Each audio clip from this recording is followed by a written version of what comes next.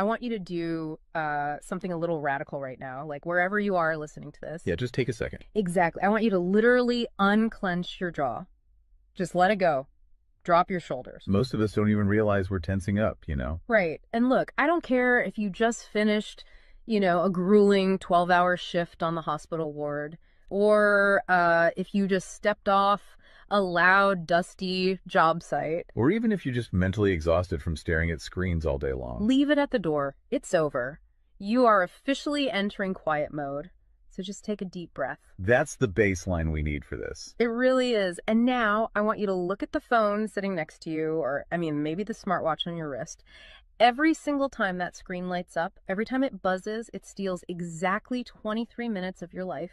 Welcome to the deep dive. It really is a staggering number to confront when you put it like that. 23 minutes from one buzz. Yeah, because we tend to measure interruptions in like the seconds it takes to glance at a screen, right? Whoa! We completely ignore the massive cognitive debt we incur the moment we look away from our deep work. And that cognitive debt, that is exactly the central target of our mission today. Okay, let's unpack this. We are exploring The Sovereign Architect's Guide by Chillstar 08. Specifically, episode 6, which is titled Deep Work Dynamo, How to Finish Your Week in 4 Hours. Right. And if you remember in our last deep dive, we talked about installing drawing those boundaries and reclaiming your personal space. But clearing the space is just step 1.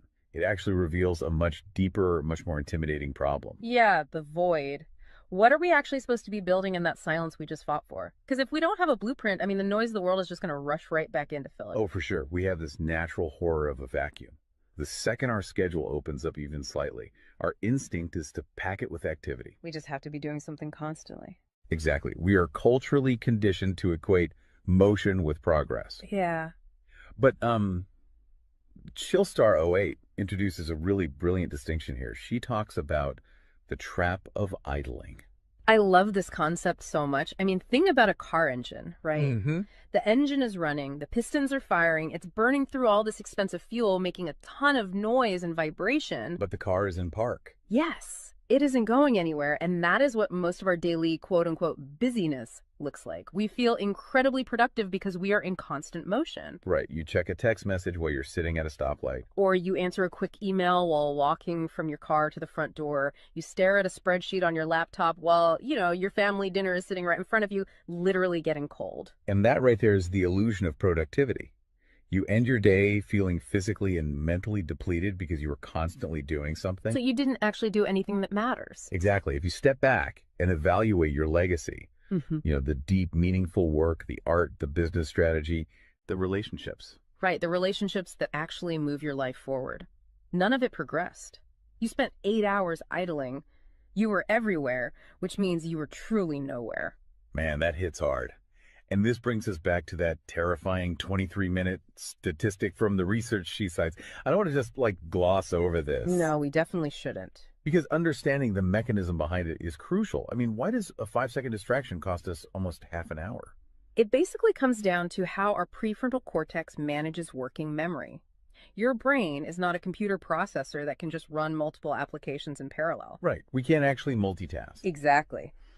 When you are doing deep work, say writing a complex proposal, your brain loads this massive fragile web of context into your working memory. Like holding all the pieces of a puzzle in your hands at once. Yes. You're holding multiple variables, ideas, tones all at once. So when your phone buzzes and you glance at a text from your partner asking about groceries, your brain is forced to execute a context switch. So it has to dump all the proposal data just to load the grocery data. It literally flushes the working memory buffer, yeah. It has to process the new rules and the emotions associated with that text message. Wow. And then when you turn back to the proposal, you cannot just pick up where you left off. Your brain has to laboriously rebuild that entire web of context from scratch. Oh, I hate that feeling. Were you just staring at the screen like, what was I even saying? Right. It has to retrieve the thread of your argument. Remember the tone you were using, recall the variables. That rebuilding process takes an average of 23 minutes of cognitive effort. And it burns a ton of energy doing that, right? Massive amounts of glucose. That explains so much. I mean, that is why people hit 5 p.m. and feel physically exhausted, almost sick to their stomachs. Even if they've just been sitting in a really nice ergonomic chair all day. Exactly. They haven't been doing deep work. They've been doing cognitive gymnastics, just constantly flushing and reloading their working memory. They are burning fuel just to stay in park. So, okay, let me bring in what I like to call the transformer concept here. Because our focus is like an electrical grid. If you have, 50 browser tabs open, you are leaking energy as raw, unusable heat rather than concentrated light. That's a great way to look at it. So if we are all acting like our focus is this cheap renewable resource, how do we stop being what Chillstar '08 calls a subject to the pings of the world? I mean, how do we actually become the architect of our attention? Well, what's fascinating here is how she frames the philosophical shift we need. She says utility does not equal value. Oh, say that again. Utility does not equal value. Right. In the modern workforce, we have been completely conditioned to believe that being constantly available makes us valuable. Like if you answer a Slack message in 3 seconds, you're the hero. Exactly. You are praised as a good worker. Or if you jump on a Zoom call with like 5 minutes notice, you're a team player. But that is just utility. I mean, being highly available makes you a commodity. You're like a human router just passing information back and forth. And routers are easily replaced. True sovereignty, true value comes from being impactful. You simply cannot make a deep, lasting impact if your attention is constantly fractured by the agendas of other people. Yeah, when you operate like that human router, you are spending your finite, precious Mondays executing someone else's script. You're a subject to the pings of the world. Okay, so we know the biology of why this destroys our focus, and we understand the philosophical trap of, trying to be too available, but how do we actually fix the mechanics of our workday? We have to build the deep work dynamo. Right. So think of your attention like water pressure. If you poke 50 tiny holes in a garden hose, open browser tabs, email notifications, group chats. The water just trickles at the end. Exactly. You cannot wash a car with a trickle. You're just making the driveway wet. That's true. So the Dynamo Audit she lays out, it's about putting a high pressure nozzle on that hose. It narrows the opening to create a stream powerful enough to actually blast through the dirt. And the first step in that audit is auditing the physical environment itself. She calls it analyzing your signal-to-noise ratio. Okay, so visualize your workspace right now. She asks you to determine if it is a sanctuary or a transit hub. Let's be honest. Most of us are operating in transit hubs. A transit hub is a place of constant arrival and departure. People walking by, announcements over the loudspeaker, just a blur of motion. Yeah, and you can't build a legacy in a train station. But we need to push past the basic phones are distracting advice, right? Because our listeners already know that. Oh, absolutely. Chillstar '08's rule is much more brutal than that. She says if the phone is even sitting on your desk, even face down, it is acting as a parasite on your cognitive grid. A parasite, just by being in the room. The research supports this entirely, by the way. The mere presence of a smartphone in your visual field, even if it is completely powered off, measurably reduces your cognitive capacity. Because your brain is having to actively expend energy to ignore it, right? Exactly. It is running a background process that just keeps saying, don't check the phone, don't check the phone. That is energy being actively stolen from your primary task. So sovereignty literally begins the moment you physically remove the device from the room, put it in a drawer down the hall. Close the door. Make the physical environment quiet. But okay, let's say you've done that. That doesn't stop your own brain from creating internal noise, right? Like trying to juggle 5 projects at once. How do we fix the internal wiring? That brings us to the second pillar of the audit, which is the batch wiring rule. This directly addresses the danger of switching fatigue, which we touched on with that 23-minute penalty. Right, the cognitive glucose burn. Yeah. When we attempt to multitask, like writing a creative brief, then pausing to check inventory levels, then answering 3 customer service emails. And then trying to go back to the brief. Right. We are grinding our mental gears to dust. We are switching between entirely different cognitive states. Because creative writing uses a completely different part of the brain than calculating inventory, obviously. They require entirely different operating frequencies. So the batch wiring rule dictates that you must group similar tasks together based on their cognitive load. Okay. And you do not switch the current until that specific type of work is completely done. You do all your deep analytical thinking in one high-voltage burst. And then you save all your reactive administrative stuff for a separate lower voltage block later in the day. Precisely. It's all about staying in one gear. Like if you are driving up a really steep hill, you don't constantly shift between first gear and fifth gear. You lock into the gear that provides the right torque and you just ride it out. That's a perfect analogy. But okay, here's where it gets really interesting. This leads to the third pillar of the audit, and this is where I actually need to seriously push back on the source material a bit. She calls this the zero access window. Ah, yes. This is usually where the resistance starts for people. Because it sounds impossible for a normal person. She says you cannot just plan to be focused, right? You have to legally schedule it. You have to lock in one sovereign hour. Yeah, 1 hour where you are legally dead to the outside world. No boss, no family, no, hey, do you have a second for a quick question? Just you and the blueprint. It's extreme, yes. But let's do a reality check here. I mean, I see how that works for a solo digital entrepreneur or a freelance writer, but what about someone whose literal job description is to be available? Right, like an IT support specialist. Or a floor manager, or a nurse on a ward, or even, a parent at home with a toddler.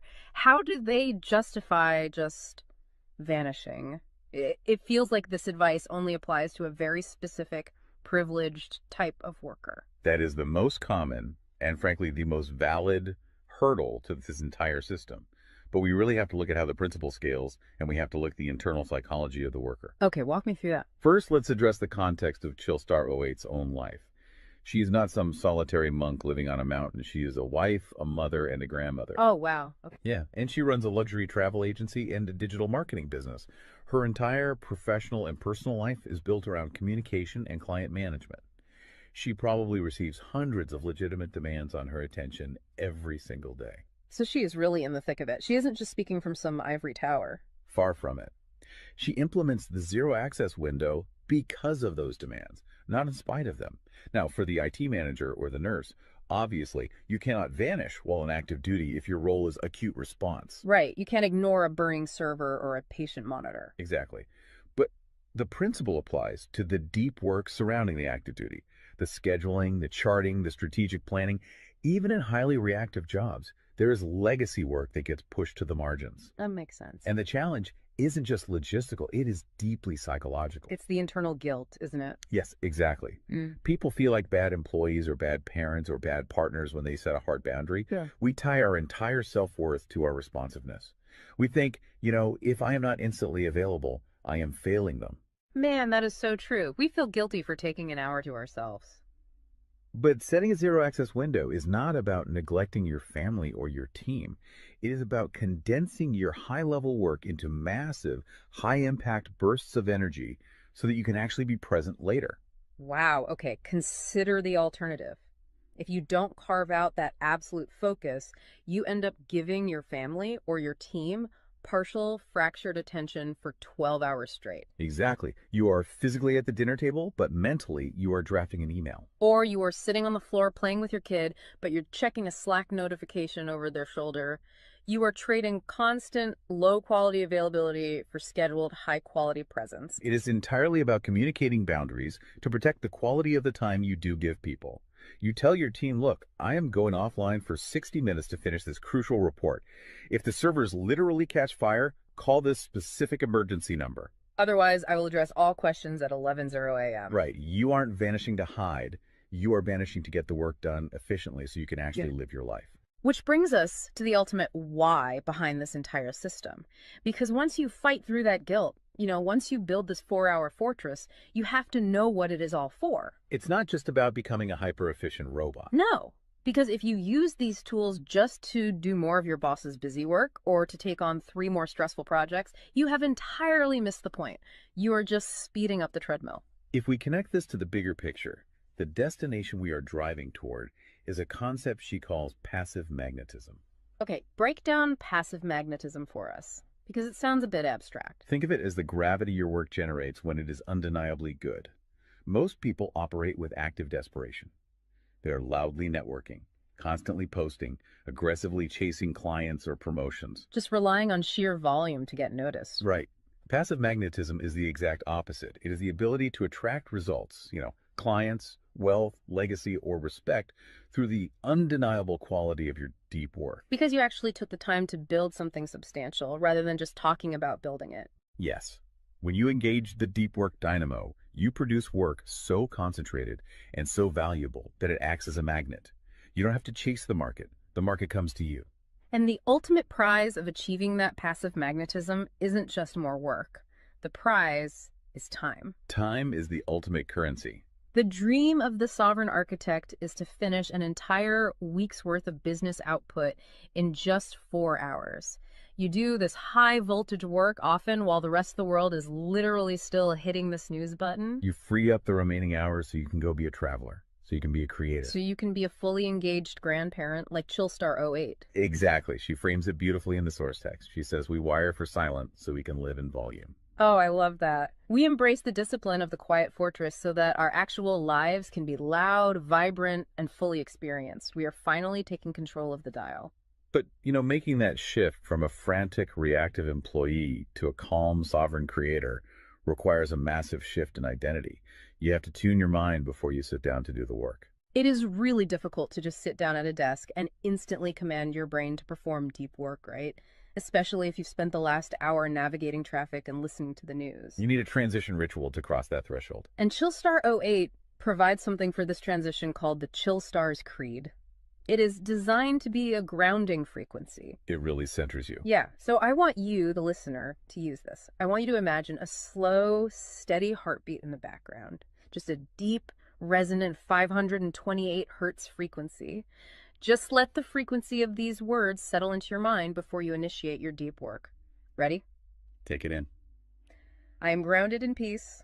I am reaching for my stars. My light is my own. I am a star and I will shine bright. I will reach for the sky. I release what was. I embrace what is becoming. Using a creed like that is just such a powerful behavioral trigger. It really shifts your state. When you speak those words, even just internally, you are consciously reminding yourself that your light, your focus, your energy is your own. It does not belong to your inbox. This does not belong to the algorithm. Right. You are releasing the frantic energy of the morning and embracing the sovereign focus of the architect. So we always want to translate this high-level theory into ground-level reality for you. We don't want you to just listen to this and go right back to idling. Definitely not. Here's your 1% install. This is your micro-win to take action on this deep dive immediately. Tomorrow morning, before the world starts demanding your attention, before you check a single news site or open your email, I want you to set a timer for exactly 60 minutes. Put your phone in another room entirely. Yes, physical distance. Do not open any extra browser tabs. Pick one legacy task, just one, and flip the switch on your very first sovereign hour. And be prepared for it to feel incredibly uncomfortable at first. Your brain will crave the dopamine hit of a notification. Oh, you will feel an almost physical itch to check your messages. But if you can sit in that silence, if you can endure that initial friction, you will watch the dynamo start to spin. You will enter that flow state, and the old blueprints of hustling and grinding will be completely burned away.